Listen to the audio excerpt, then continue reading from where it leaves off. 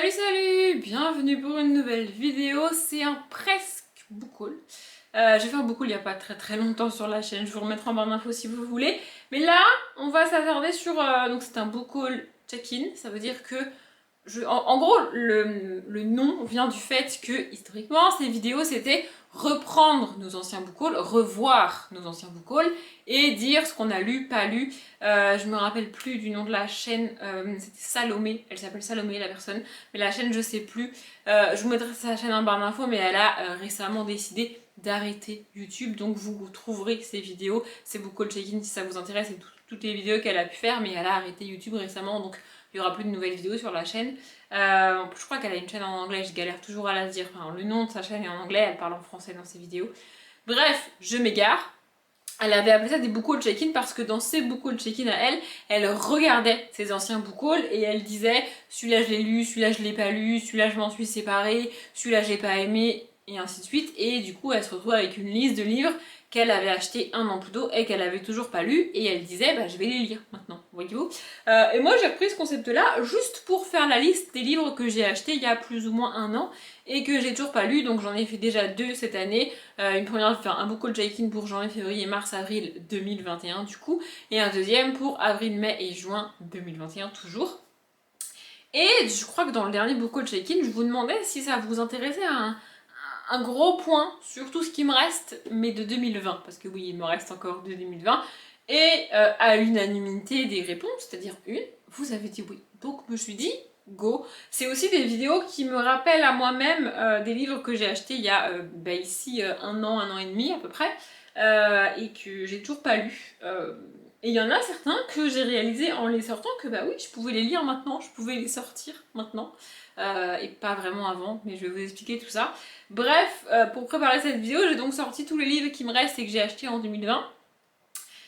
Et il m'en reste 16. Et avant de commencer à tourner la vidéo, je me suis dit que j'allais compter le nombre de livres total que j'avais acquis en 2020. J'ai dit 2021 je crois, bref, c'est 2020. Et il se trouve que j'ai acquis au total 160 livres en 2020. Autrement dit, le calcul n'est pas hyper difficile, il me reste 10% des livres que j'ai achetés en 2020, un an et demi plus tard. Je trouve que ça va, franchement c'est pas si pire. Mais s'ils sont toujours là, c'est qu'ils me font pour la plupart peur. Il y en a certains que je vais sortir. En gros, j'ai décidé que je m'accordais un an pour lire ces livres. Et si dans un an, c'est-à-dire en juin 2023, je ne les ai toujours pas lus ou toujours pas mis dans une palle, en cours, ça pourrait être la palle en cours de juin-juillet par exemple, je les dégagerai. Enfin vraiment, je veux dire, c'est un truc que je faisais pas avant, mais là à un moment donné, c'est pas possible. Enfin vraiment, voilà. Donc je vais vous les montrer et je vais détailler l'année mois par mois. J'ai pris mon carnet pour ça, c'est parti. En janvier 2020, donc, j'ai acquis 8 livres, j'en ai lu 7. Et le dernier, c'était L'étrangère de Valérie Toragnon. Et j'ai déjà décidé de m'en séparer parce que, a priori, je le lirai jamais. Je l'ai mis dans 2-3 palles et je ne le lis pas. Donc je m'en suis séparée. Du coup, il ne me reste pas pour janvier. En février, ça a été un petit peu la débandade. Voilà, j'ai acquis 22 livres. Mais j'en ai lu 20 du coup, et il y en a un que j'ai unhaulé, c'était La communauté du Sud, le tome 11, parce que j'ai abandonné la saga, et du coup, bah, j'ai pas lu le tome 11, mais je vais pas le lire, donc je m'en suis séparée. Et avec tout ça, il me reste un livre, et celui-là, faut vraiment que je le lise, c'est Équation à une inconnue, de Richard North Patterson. Celui-là, je vous le dis honnêtement, ça me ferait chier dans un an de me rendre compte que je l'ai toujours pas lu parce que j'ai vraiment envie de le lire. Je l'ai acheté uniquement parce qu'un un titre avec des maths dedans, moi ça m'attire et ça me donne envie, c'est comme ça. Il y en a c'est l'inverse, hein, ça va les repousser, mais moi pas du tout. Et je l'ai toujours pas lu parce que c'est un thriller d'un auteur que je connais pas. Et bah du coup j'ai peur d'y aller. Mais à un moment donné, il va falloir que j'y aille. De base, j'avais pensé à le mettre dans ma palle du mois d'août, sauf que entre temps, j'ai décidé de participer au Ice Cream Summer Challenge et j'ai déjà rajouté pas mal de livres à ma palle de juin-juillet avec ces livres avec la palle du Ice Cream Summer Challenge. Du coup, je sais pas trop. En plus, le mois d'août, c'est pas un des mois où je lis le plus. Sinon, il faudrait que je le casse dans le pumpkin, mais genre vraiment, parce que c'est nul. Enfin, ça fait plus de 2 ans qu'il est là, lui. Depuis tout à l'heure, je dis un an et demi, mais non, c'est un an et demi, 2 ans. Enfin bref, Faut vraiment que je le lise celui-là. C'est drôle, enfin c'est drôle, voilà, c'est mignon. Mars 2020, et j'ai écrit entre parenthèses à côté confinement. Voilà, pour bien me rappeler qu'on était confinés à ce moment-là. Voilà, je sais pas si vous... Voilà, bah c'était... Voilà. Bref, en mars 2020, j'ai acquis 7 livres et je les ai tous lus. Donc, vas-y, il ne m'en reste pas. Voilà, en avril 2020, j'ai acquis 5 livres et je les ai tous lus. Je vous avoue que quand j'ai préparé la vidéo, quand je suis arrivée à avril et que j'avais qu'un livre, je me suis dit, est-ce que ça vaut vraiment le coup de faire cette vidéo? Mais comme je vous ai dit, au total, j'en ai 16, donc oui, ça vaut le coup. Voilà. En mai, j'en ai acquis 12 et je les ai tous lus. De nouveau, je me suis posé la question. En juin, j'en ai acquis 10 et il ne m'en reste qu'un. Et c'est un énorme pavé. Je sais pas, je ne sais pas. Il me fait très peur. C'est La Voix des Ombres de Brent Weeks, le tome 1. Le tueur parfait n'a pas d'amis, il n'a que les cibles. Et je crois que La Voix des Ombres, c'est ça, L'Ange de la Nuit, le tome 1, La Voix des Ombres, je crois que c'est dans ce sens-là. Ou alors c'est dans l'autre sens. En tout cas, c'est de Brent Weeks. Je vous mets là, si... Non, le nom, il est là. Oh, vous allez mieux le voir de ce côté-là. Voilà, si vous voulez chercher. C'est de la fantaisie adulte. Je sais pas si vous l'avez vu en bas, c'est marqué. Enfin, je l'ai eu offert pour 2 autres bouquins achetés. Et je ne l'ai toujours pas lu. En partie parce que c'est de la fantaisie adulte d'un auteur que je ne connais pas. En partie parce que je l'ai eu gratuitement alors que j'avais rien demandé à personne. Et en partie parce qu'il est absolument énormissime. Hein. Voilà, il fait combien de pages? 600? Oh, je déteste quand il y a beaucoup de pages vides à la fin, ça me rend ouf, mais genre vraiment, j'en ai marre. Les gens, ça me saoule. Bon, elle est où la fin du bouquin? Oula, à mon avis, on est plus sur 700 pages. C'est ça, il fait 694 pages précisément. Donc, j'ai peur. Mais lui, ça me briserait moins le cœur de le haut les dents, non, si jamais je l'ai pas lu, mais je me dis quand même, je pourrais essayer, tu vois. Mais le souci, c'est que j'ai tendance à garder la fantaisie pour le mois de la fantaisie au mois de mai. Et au mois de mai, à éviter de mettre trop de pavés parce que sinon je vais jamais réussir à tout lire. Autrement dit, celui-là, je ne le mets pas dans la page du mois de mai parce que c'est un pavé et que j'en ai déjà mis d'autres et que bah, du coup je pourrais pas tout lire donc ça sert à rien que je le mette. Et je le mets pas dans les autres pales parce que je le garde pour le mois de mai. Oui, c'est le principe d'un cercle vicieux. Ça ne sert à rien, c'est voilà. Donc pareil, il faudrait que j'essaye de le caser, je sais pas. Le pumpkin, le cold winter, mois de février, non pas au mois de février, ça rentrera pas dans la thématique du mois de février, mais il faudrait que faudrait qu'au moins que j'essaye. Si vous l'avez lu, n'hésitez pas à me dire si c'est cool, hein, parce que vraiment... En juillet 2020, apparemment sur l'été 2020, j'avais essayé, enfin j'avais décidé de rattraper, de compenser le fait que j'avais été raisonnable au début de l'année, parce que je sais pas si vous vous rendez compte, mais sur les premiers mois de 2020, j'avais été particulièrement raisonnable. C'est pas du tout le cas en juillet, puisque en juillet j'ai acquis 26 livres.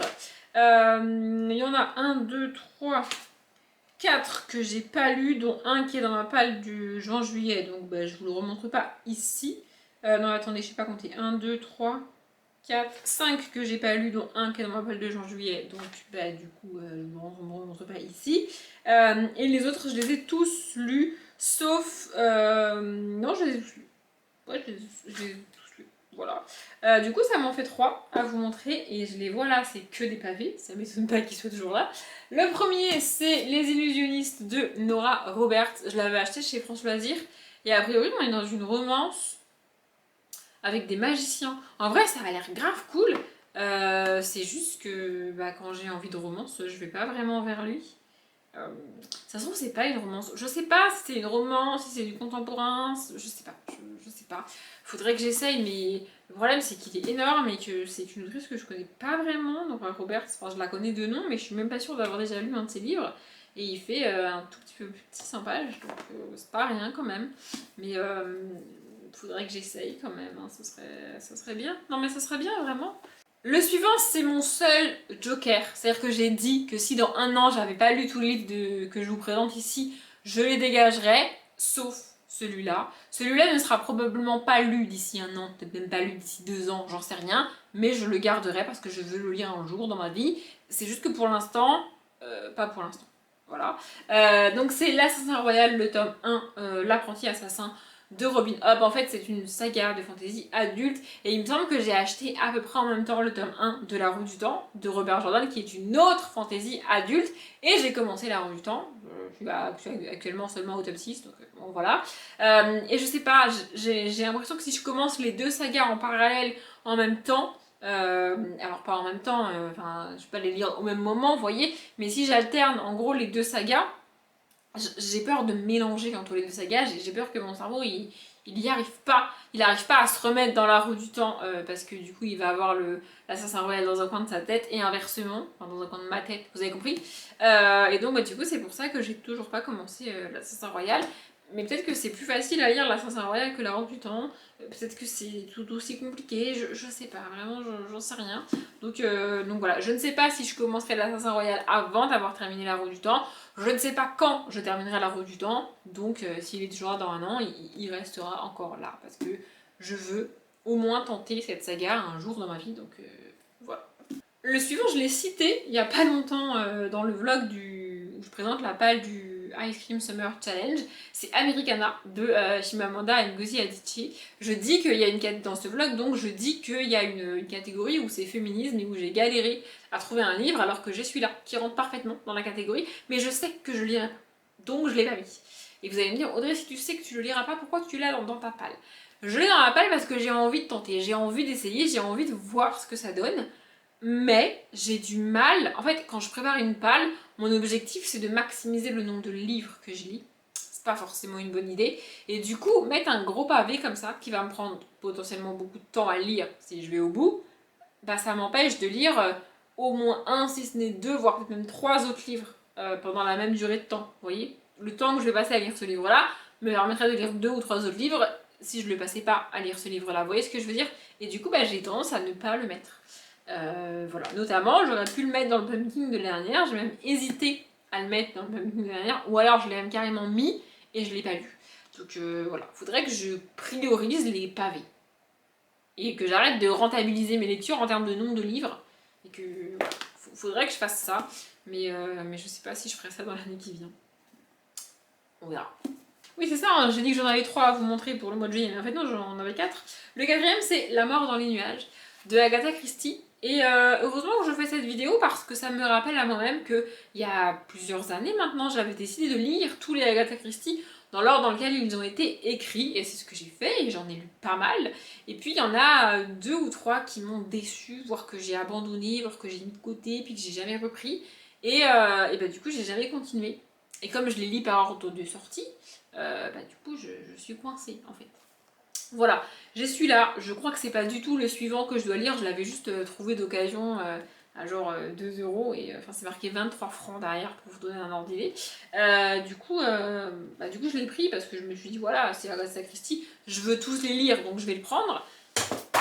Mon carnet est tombé, mais comme j'ai pas. Comme je me suis bloquée, j'ai décidé de faire une pause dans la lecture de Agatha Christie et je n'ai toujours pas repris. Il faudrait que je reprenne. Je crois que j'en suis à... je crois que Le Train Bleu m'a déçu. Et celui d'après, je sais plus c'est quoi le titre. J'avais tenté le début pour le Pumpkin 2020, il me semble. Et ça me m'avait pas trop convaincu, du coup je l'avais mis en pause, mais je l'ai jamais repris. Et puis je l'ai remis dans la palle, il faudrait que je le retente, mais je sais pas où il est en fait. Donc voilà. Faudrait que je retrouve ce bouquin et que je reprenne les Agatha Christie pour avancer celui-là. Et bah du coup je vais peut-être m'accorder un deuxième joker. Oui non mais je fais ce que je veux, c'est ma vidéo. En fait je sais pas, je vais lire tous les Agatha Christie dans l'ordre dans lequel elle les a écrits, ou publiés du moins. Et je sais pas combien il est celui-là dans la liste par rapport à où j'en suis. Donc ça se trouve j'aurai pas le temps en un an de lire tous ceux qui viennent avant lui, puis lui, vous voyez. Donc peut-être que je vais le garder même si on aura dépassé juin 2023.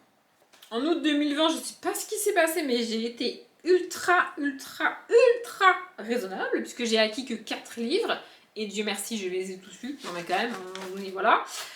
En septembre, j'en ai acquis 11 et lu 10, donc il me reste 1, qui sera une de mes priorités, mais vraiment pour le Pumpkin de cette année, parce que je l'ai mis dans la palle du Pumpkin de l'année dernière et je ne l'ai pas lu. Donc cette année, je le mets et je le lis, ou au moins j'essaye, mais vraiment il faut que je fasse quelque chose. Les bannis et les proscrits, le tome 1, Le feu de la sorcière de James Clemens. En plus, c'est un peu un classique du Pumpkin. Il y a beaucoup de monde qui lit ce livre et cette saga pendant le Pumpkin. Donc, bah évidemment, on y parle de sorcière, donc c'est facile de le caser dans le Pumpkin. C'est juste que, bah pareil, on est sur un... Globalement, tous les livres qui me restent, c'est des énormes pavés. Alors, je sais pas si vous avez remarqué, mais globalement, on est là-dessus. Il fait 536 pages. En vrai, il est pas si gros, hein. En fait, il a l'air plus gros qu'il ne l'est. Quand tu le regardes, t'as l'impression qu'il fait facile 600 pages, et c'est pas le cas. Donc voilà, faudrait que... Enfin, non. Je vais le mettre dans le Pumpkin de cette année, et je vais le lire avant la fin de l'année. En octobre 2020, j'ai acquis 14 livres, et j'en ai lu 12, et donc il m'en reste 2. Le premier, je vous l'ai déjà montré plusieurs fois, hein, je sais. Et je sais exactement pourquoi il est là. Je vais vous redire exactement la même chose, mais je suis désolée, c'est la vérité. Invisible, de James Patterson et David Ellis. C'est un tome 1 d'un diptyque, je crois. Et c'est un thriller en grand format. Et j'ai beaucoup de mal avec les grands formats. En plus, c'est pas un petit grand format, c'est un grand format. Le livre est énorme, genre vraiment énorme. Mon carnet, c'est du A5, si je dis pas de conneries. Et il est plus grand. Vous voyez, c'est vraiment, il est très grand, ce bouquin. Et j'ai un blocage psychologique avec les grands formats. Mais j'ai hésité à l'acheter en poche pour le lire en poche, parce que je sais que si je l'avais acheté de base en poche, il serait probablement plus dans ma palle aujourd'hui. Vous voyez à quel point ça me bloque les grands formats. Mais j'ai décidé de ne pas l'acheter en poche et de me faire violence pour le lire en grand format et de tenter de vaincre cette foutue phobie des espèces de... Enfin, c'est chelou en fait. Et surtout, ce qui me motive à faire ça, c'est que les chapitres sont courts. Je sais pas si vous allez voir, mais enfin, vraiment les chapitres sont très courts. Vous voyez là, à chaque fois il y a des débuts de chapitres. Je sais pas si vous vous en rendez compte, mais vraiment c'est très court. Vous voyez, voilà. Donc je me dis qu'un grand format avec des chapitres extrêmement courts, ça amoindrit le grand format. J'ai galéré à faire des guillemets, mais vous avez compris. Deuxième pour octobre, c'est de nouveau un pavé, de nouveau un grand format, mais c'est du young adulte. Et bizarrement, j'ai énormément de mal avec les grands formats adultes, mais beaucoup moins avec les grands formats young adulte et adultes. Et jeunesse. Pourtant, il est toujours là. Il est toujours là parce que je ne voulais pas commencer la saga, oui, c'est un tome 1, tant que la suite n'était pas sortie. Il se trouve que ce tome 1, je vais vous le montrer, hein, je fais un peu durer le suspense, mais je vais vous le montrer. Ce tome 1 est sorti donc en octobre 2020. Oui, je l'ai acheté peu de temps après sa sortie, je l'ai acheté neuf. Ça m'arrive extrêmement rarement de faire ça. Donc évidemment, entre-temps, le tome 2 est sorti. Je ne sais pas combien il y aura de tomes en tout, mais je peux commencer la saga. J'ai pas acheté le tome 2 parce que je sais pas si je vais aimer la saga. Mais c'est de la science-fiction. Et j'ai quasiment jamais lu de science-fiction de ma vie, ça me fait peur. Mais j'ai volontairement acheté ce tome 1, qui est donc, trêve de suspense, Idealis de Christopher Paolini, parce que avant de lire L'Héritage du même auteur, je n'avais jamais lu de fantasy de ma vie, et j'ai adoré L'Héritage, les 4 tomes, Eragon, l'aîné, Brisingr et L'Héritage. Et c'est avec lui du coup que j'ai réellement découvert l'art fantasy et qu'aujourd'hui j'adore la fantasy. Donc je me suis dit que peut-être avec lui je pouvais découvrir la SF. Seul bémol, Christopher Paolini ne sait pas écrire des livres courts. Hein. Voilà, les 4 tomes de l'Héritage font partie des livres les plus gros de ma bibliothèque. Peut-être qu'un jour je prendrai le temps de tout regarder en termes de nombre de pages et de faire vraiment un classement. Mais là on est sur 843 pages quoi. Voilà, ah non, 843 pages c'est la fin des... Ah non, attendez, je dis des conneries. Bon, vous l'avez pas vu parce que j'ai coupé ça au montage, mais j'ai galère grave à trouver la fin parce que... Enfin, le numéro là dans la page parce qu'à la fin il y a des appendices, des lexiques, enfin c'est hyper chelou. Donc on va estimer qu'il fait 794 pages. Par contre je viens de découvrir un truc qui me fait vraiment flipper et qui me donne pas vraiment envie de tenter. Je sais pas si... Je vais vous montrer parce que sinon vous allez croire que j'exagère, mais je n'exagère pas, je vous jure que c'est vrai. Il y a marqué, attendez je vous montre. On est d'accord, il y a marqué chapitre 7. On est d'accord. Et là il y a marqué, attendez c'est quoi 690. Non mais je vous montre parce que vous allez dire que je mens après. Le chapitre 7 commence à la page 690. Ça veut dire que chaque chapitre fait à peu près 100 pages. C'est une blague. Moi, je fais une crise cardiaque quand les chapitres dépassent 30 pages. 100 pages de chapitre, c'est pas possible. C'est-à-dire, ou alors le livre est divisé en plusieurs parties et à chaque partie, on redémarre la numérotation des chapitres. Je vous en supplie, dites-moi que c'est ça, parce que là vraiment, c'est-à-dire... En plus, il y a des passations... Oula, il y a des... En fait, les chapitres sont subdivisés. Oh, ça a l'air chelou. Les chapitres sont subdivisés comme ça, là. Ça, c'est pas le chapitre 6, c'est la 6e partie du chapitre en cours. Et puis, j'ai déchiré la page au passage. Super. Je comprends pas. Vraiment, qu'est-ce que c'est que ce bazar? Vraiment, vous voyez? J'ai même pas commencé le livre, que j'ai l'impression que ça va être ultra compliqué de le lire et de le comprendre. Ah! C'est ça, le chapitre 1 est à la page 547. Attendez, c'est ça. Là, c'est 3e partie. Non, mais je vous montre. Parce que, et du coup, chaque partie, donc il y a 3 parties en tout, et chaque partie est redivisée en chapitres qui commencent au chapitre... Enfin, qui... Ouais, la 3e partie, chapitre 1. Enfin, vous avez compris. Ok, je suis un peu rassurée. Je vais tenter de... En fait, j'aimerais pour le pumpkin... Je vais le dire en vidéo, comme ça va un petit peu m'obliger à le faire. J'aimerais pour le pumpkin mettre 1 à 2 énormes pavés par mois dans ma palle. Parce que je pense que je vais faire comme chaque année. Chaque année, je mets un livre par sous-catégorie, par menu, pour chaque mois du pumpkin, donc septembre, octobre et novembre. Du coup, j'aimerais mettre au moins 1, voire 2 gros pavés comme celui-là, le Bannier des proscrits, peut-être le Brentwix, dans ma palle du pumpkin à chaque fois. 1 à 2 par mois. Si je fais ça, ça pourrait être cool. Et lui, il pourra y aller. Bref, on avance, sinon cette vidéo va durer 45 ans. En novembre, j'ai acquis 20 livres et il m'en reste 3. Donc ça va, c'est pas si terrible. Le premier, c'est À perdre haleine de Aga. Je vais vous mettre le nom, j'arrive jamais à le dire. Ça fait plusieurs fois que je le montre en vidéo, j'arrive jamais à le dire. C'est un livre que j'avais eu en cadeau par François Ledière parce qu'il s'était planté dans ma commande, j'ai déjà expliqué cette histoire. Et bah du coup c'était un thriller d'une autrice que je connais pas, un livre que j'ai eu en cadeau, que j'ai pas demandé à avoir, donc bah du coup forcément il est toujours là. Vous voyez, attendez, je vais vous montrer parce que peut-être que vous me prenez pour une tarie. Mais par exemple lui, c'est un grand format, mais il me fait à peu près 4 fois moins peur que lui, parce que il est beaucoup moins grand. Vous voyez, là c'est le Invisible de Ray Sarpenson, et là c'est l'autre. Vous voyez, il est quand même beaucoup moins grand. Du coup, en fait, mon instinct me dit que ça va se lire forcément plus vite que ça parce que c'est plus petit, vous voyez? Et du coup, il me dit non, lis pas ça, ça va être chiant, ça va être long. Alors que pas forcément, il y a des énormes pavés qui se lisent hyper vite et qui sont hyper cool. Hein. Enfin bref, voilà, du coup, on est sur un thriller, je crois que je l'avais mis dans une palle et puis finalement je l'ai pas lu, pareil. Bon, lui, si dans un an il n'est pas lu, ça me fera pas vraiment mal au cœur de m'en séparer, mais bon, encore une fois, je pourrais au moins essayer, quoi, vous voyez? Je me rends compte qu'il me reste beaucoup de thrillers 2 ans plus tard quand même, c'est bizarre cette histoire. Pardon, le cadrage a peut-être un peu bougé parce que vous n'aviez plus de batterie, je parle beaucoup trop. Le suivant, je disais... Ah bah c'est pas celui-là du tout. Le suivant c'est Ni vu ni connu, enfin celui qui me reste pour le mois de novembre en suivant, bref vous avez compris. Donc Ni vu ni connu de Mary Higgins Clark, celui-là il me le reste parce que j'avais acheté plusieurs Mary Higgins Clark à peu de temps d'intervalle. Et j'en ai tenté 2 et j'ai abandonné les 2 parce que ça m'a pas plu. Du coup, bah, je me suis dit, on va attendre un peu avant de lire l'autre que j'ai. Peut-être que j'en ai encore un autre dans ma palle que j'ai acheté plus récemment pour le coup. Et du coup, bah, j'ai attendu, repoussé, et on est 2 ans plus tard. Non, on n'est même pas 2 ans plus tard.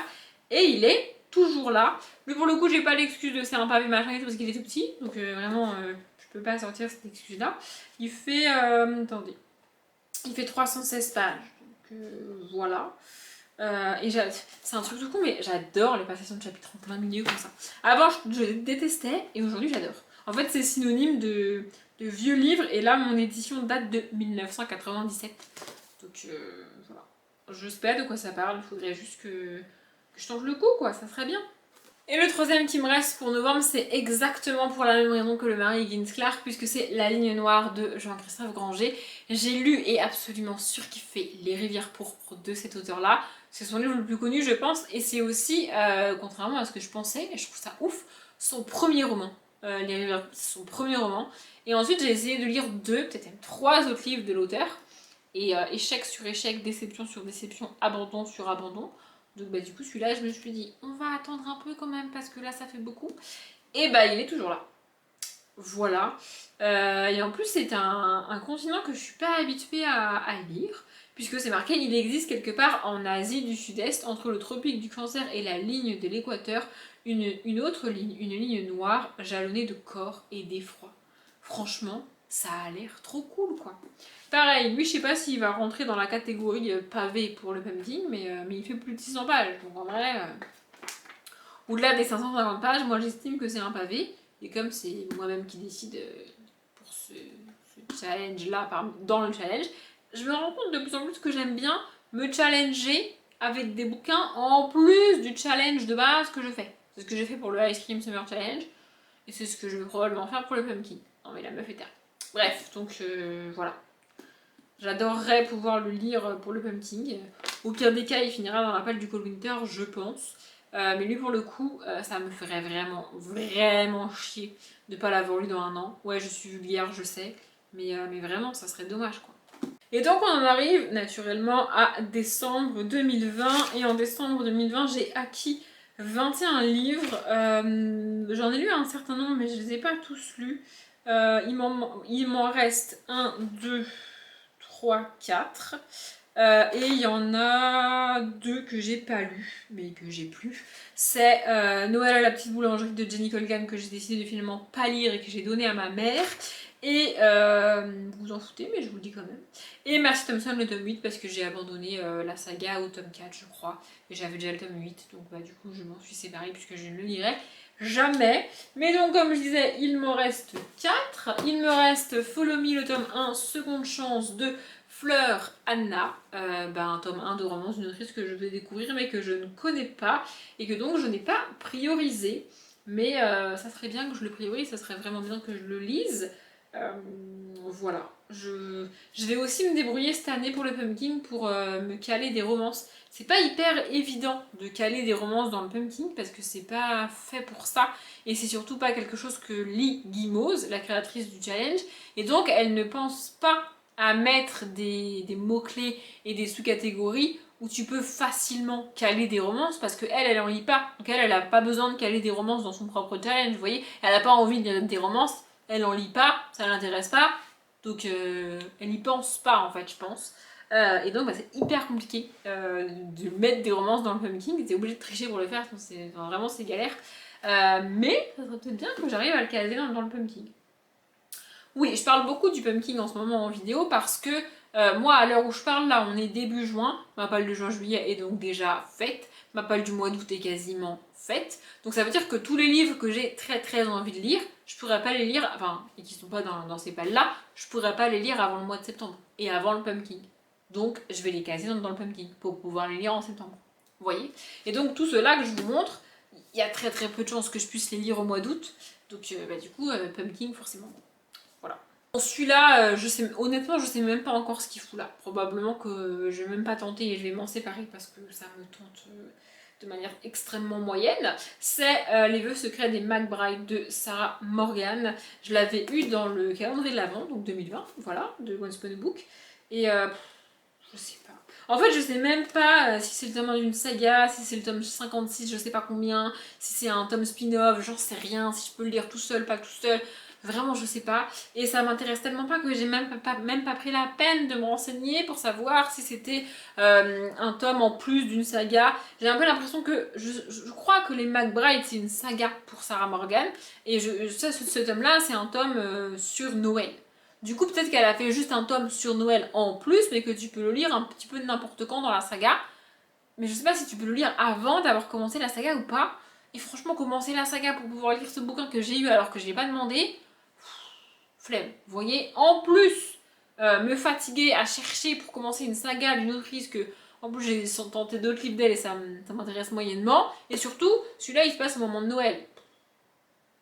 Ah non, mais je vous dis, hein, je sais pas pourquoi il est toujours là. Aucune idée. Donc peut-être que je vais m'en débarrasser comme ça avant juin 2023 parce que franchement, flemme. Le suivant, c'est pareil, plus je le vois et moins j'ai envie d'y aller, mais en même temps, en fait, je le garde parce que il est totalement hors de ma zone de confort, celui-là. Et je me dis que c'est pas mal de temps en temps de tenter des trucs, tu vois. Même si ça marche pas, et même s'il y a peu de chances que ça marche, et même si je le commence en sachant qu'il y a peu de chances que j'aille au bout, au moins j'aurais essayé, vous voyez. Mais, comme j'ai pas vraiment envie de le lire, c'est pas lui que je vais sortir en priorité. Ça fait 1 an et demi qu'il est là, quoi. Voilà. Ici, on est dans une romance parce que c'est édité chez Victoria. Je vous ai même pas donné le titre. C'est Le Seigneur de Lochraven, j'en sais rien, de Shannon Drake. Pareil, je l'ai eu dans le calendrier de l'Avent Once Upon a Book. Et on est en romance parce que c'est dans la collection Victoria de Harlequin. Et donc, on est en romance historique. Et alors, autant j'adore la romance, autant la romance historique. En fait, je pars du principe que, en fait, tu me dis romance historique, dans ma tête, je vois une pauvre âme en perdition, une femme évidemment, dans son château, à attendre que l'homme revienne parce que sa vie n'a pas de sens s'il n'est pas là. Et ça, voilà ce que j'imagine dans ma tête. Pour moi, toutes les romances historiques ressemblent à ça. Et j'ai pas envie en fait. Enfin, vraiment, j'ai pas envie. Je trouve ça kitsch, je trouve ça cliché à mort, et j'ai pas envie. Mais c'est hors de ma zone de confort et j'ai ces a priori là alors que je n'ai jamais lu de romance historique. Enfin si, je crois que j'en avais lu, mais il y a longtemps. Enfin bref. Du coup je sais pas si je vais essayer ou pas. J'ai lu la première phrase de ce résumé un nombre incalculable de fois en vidéo, mais je le refais pour votre plus grand plaisir ou pas. En rencontrant pour la première fois l'homme qu'on lui a assigné comme compagnon de voyage, Lady Gwyneth MacLeod, flemme, presque les jours à venir seront tumultueux. Pressant, je sais même plus lire. Pressant que les jours à venir seront tumultueux. Favorite de la reine d'Écosse, Mary Stuart, elle est en charge par cette dernière d'une délicate mission, se rendre au palais de la reine Elisabeth d'Angleterre et convaincre la souveraine de ratifier son testament afin que Marie hérite de la couronne anglaise. Les noms que je viens de citer, c'est une des rares raisons qui fait que je les garde. C'est-à-dire que Mary Stuart et Elisabeth d'Angleterre, fondamentalement, ça m'intéresse, tu vois. Mais j'ai tellement peur de la manière dont ces personnages vont être présentés, de la manière dont ces personnages vont être construits dans le roman, que je... En fait, ça risque de me gonfler. Mais genre, vraiment. Et enfin, le tout dernier qu'il me reste, j'ai pas les mots, je sais pas. Voilà, c'est Cruel Diablesse, donc de Serena Valentino. Je ne sais plus le combienième de tome c'est de la saga. Ma phrase n'est pas française, mais je commence à fatiguer, donc vous me pardonnerez. Je sais plus, je crois que c'est le tome 9, un truc comme ça. Pareil, je l'ai lu dans le calendrier de l'Avent Once Upon a Book. Quand je l'ai lu, j'avais pas commencé la saga.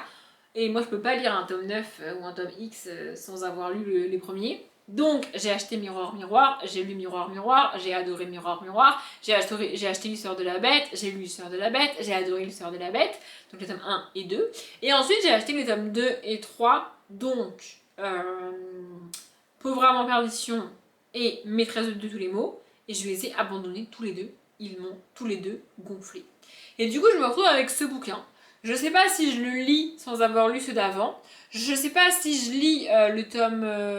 Non, j'ai pas abandonné le tome 3, je dis des conneries, j'ai abandonné le tome 4, mais pas le tome 3. Je m'étais fait violence pour aller au bout du tome 3 parce que j'avais vraiment envie de lire le tome 4. Mais voilà, bref. Et du coup, je sais pas si... je répète, je sais pas si je lis ce tome-là alors que j'ai pas lu tous ceux d'avant, ou si je lis le tome 5 alors que j'ai pas fini le tome 4. Je sais même pas sur qui est le tome 5. Attendez, je regarde. Ah, c'est Réponse, le tome 5. Et le tome 6, c'est Les étranges sœurs. C'est bizarre parce que on dirait que c'est les sœurs de Cendrillon. Je sais pas. C'est bizarre. Bref, en fait, sur le tome 6, il y a une pomme. Et du coup, pomme, ça me fait penser à Blanche-Neige. Mais Blanche-Neige, c'était le tome 1. Du coup, ça me perturbe. Ou alors, c'est un conte que je connais pas. Peut-être. Bref, du coup, je sais pas. Je suis perdue. Et quand je l'ai vu, que j'avais présenté dans ce book haul check-in, je me suis dit, ah bah oui, c'est vrai. Qu'est-ce que je fous avec ce bouquin? Je ne sais pas. Je n'ai pas d'idée. Je n'arrive pas à me décider. Du coup, voilà. Si vous avez avancé dans la saga, dites-moi si je peux lire ce tome-là en m'étant arrêté au tome 4 que j'ai abandonné. Ou s'il vaut mieux que je lise ceux d'avant. Ou au moins, genre celui qui précède juste avant. Je sais pas. Dites-moi. Je sais pas combien de temps dure cette vidéo, je sais pas si j'aurais beaucoup coupé au montage. Tout ce que je sais, c'est que j'ai tellement parlé que ma gorge est sèche et qu'elle me crie littéralement d'arrêter de parler parce que ça fait mal. Donc je vais me taire et je vais clôturer cette vidéo. J'espère qu'elle vous a plu. Comme d'habitude, je vous souhaite une bonne journée, un bon après-midi, un bon appétit ou une bonne nuit. Et je vous dis à bientôt.